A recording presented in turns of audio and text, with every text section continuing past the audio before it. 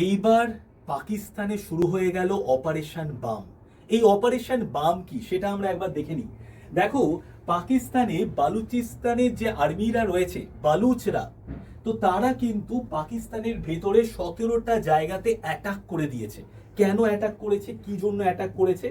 দেখো, Baloch liberation front অনেক দিন থেকেই তারা কিন্তু বালুচিস্তান জুড়ে আক্রমণ শানিয়েছে এবং পাকিস্তানের বিভিন্ন জায়গাতে তারা অ্যাটাক করেছে।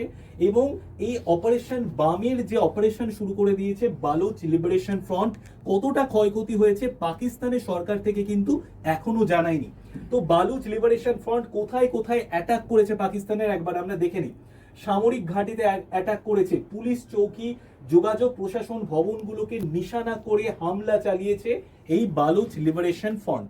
এবং তার সাথে সাথে তোমরা জেনে রাখো যে আপাতত বালুচিস্তানে আরো বেশি করে সেনা, আধা সেনা মোতায়েন করছে পাকিস্তান। পাকিস্তানে কতটা ক্ষয়ক্ষতি হয়েছে এটা কিন্তু পাকিস্তান সরকার এখনো কোনো বিবৃতি দেয়নি। এই যে বালুচ লিবারেশন ফ্রন্ট, এরা যে অ্যাটাক করছে পাকিস্তানের বিভিন্ন জায়গাতে, বুঝতেই পারছো পেছনে কাদের সাপোর্ট রয়েছে। কিছুদিন আগেই আমাদের কিন্তু অপারেশন সিন্দুর হয়েছিল, সেখানে কিন্তু পাকিস্তানকে পুরোপুরি একদম পিছু হটতে বাধ্য করেছিল আমাদের ভারতীয় সৈন্যবাহিনী। তো বুঝতেই পারছো যে ইঙ্গিতটাই বুঝতে পারছো যে কি বলতে চাইছি। যারা বুঝতে পেরেছো অবশ্যই কমেন্টে লিখবে। আর এই ধরনের অ্যাটাক আমরা কিন্তু যত